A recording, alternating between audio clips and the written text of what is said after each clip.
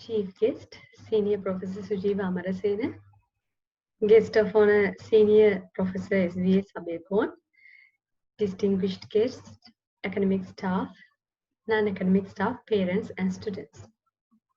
I am so thankful for being chosen as the alumna to address the inauguration ceremony of 2020.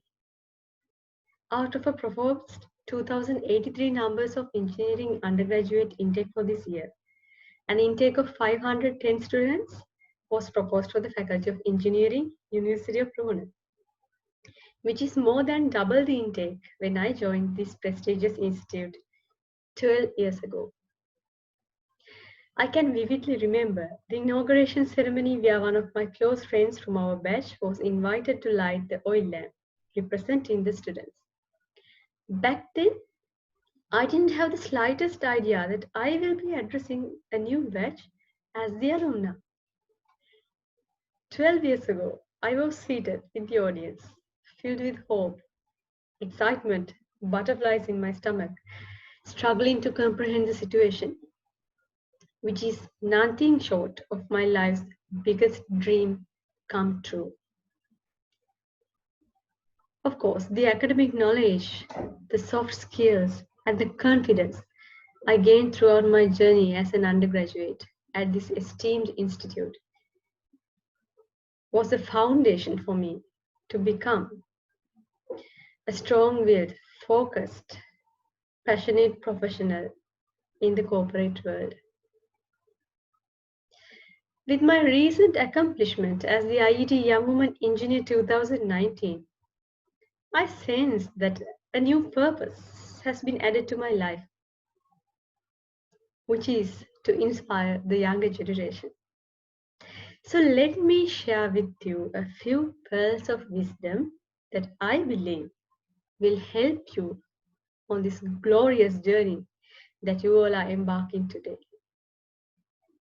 The first lesson is about commitment and perseverance.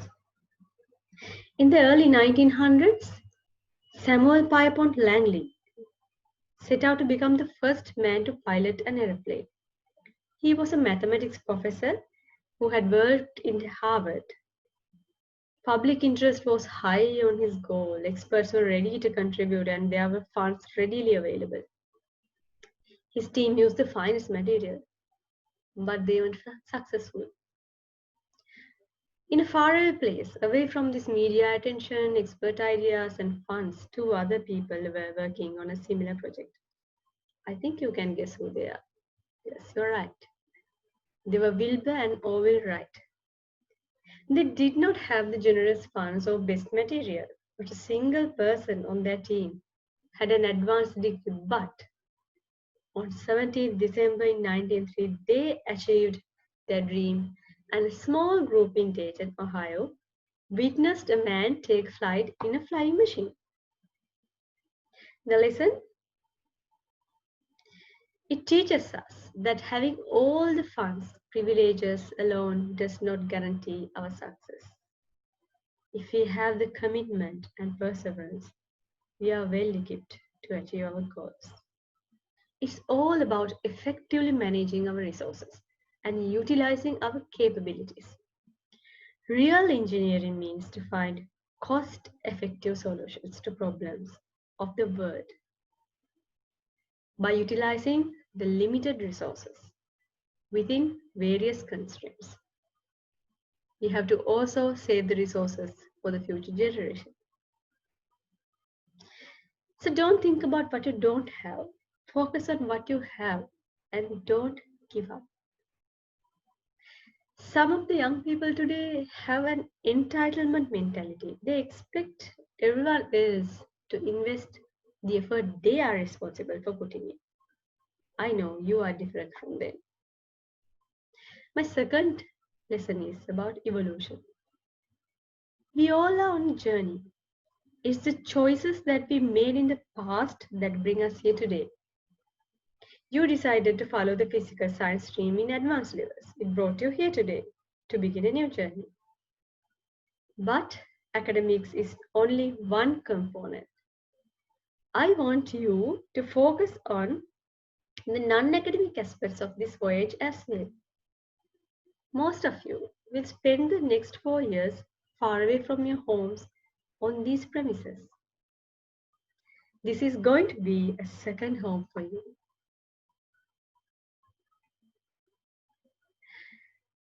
Don't try to be limited to academics only. Explore your abilities in sports, arts, and any other interest. Also, in the upcoming years, you will learn to coexist with people from different cultures, different lifestyles, and different habits.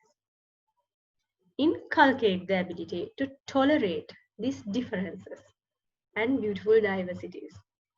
It will be one of the most effective skills you learn during your tenure as an undergraduate. When you begin to work as an engineer who has to supervise or work with a large team, these soft skills will help you greatly.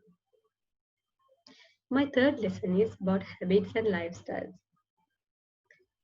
Have you heard that it takes 21 days to build or break a habit? What about a lifestyle? It takes 90 days to turn a habit into a lifestyle. So think about it. You have 8 semesters that have more than 90 days each. You can try to develop a positive lifestyle each semester. It could be yoga or reading books.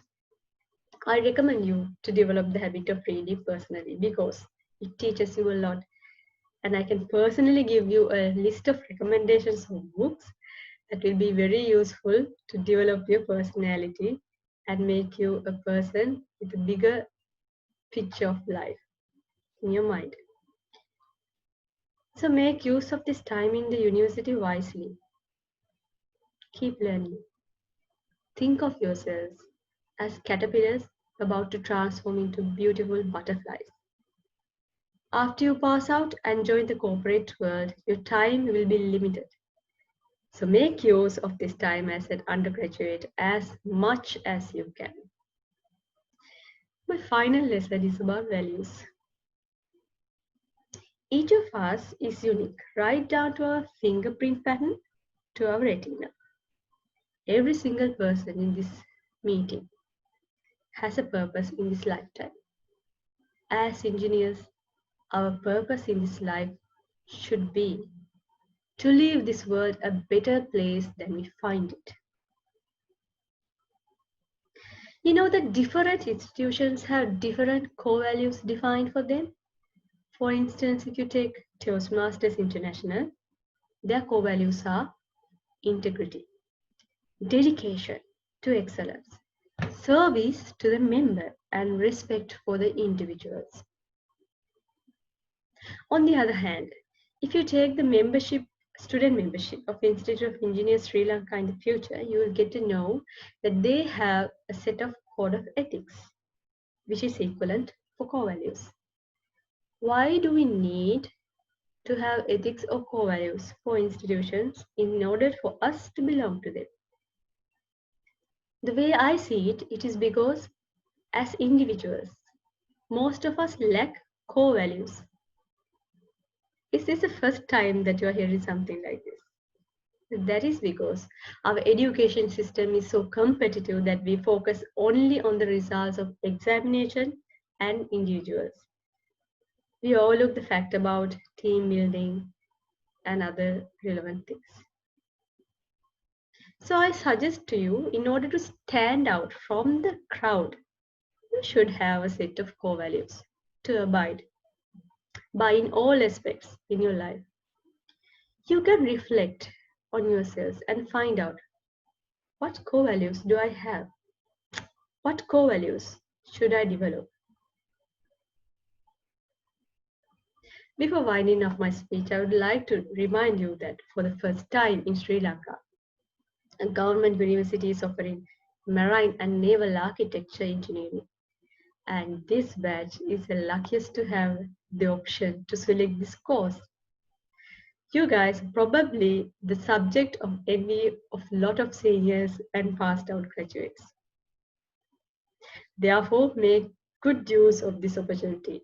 I wish you all the very best and expect nothing but phenomenal performances from all of you. And I await to see the day that all of you become the captains of your destinies. Thank you.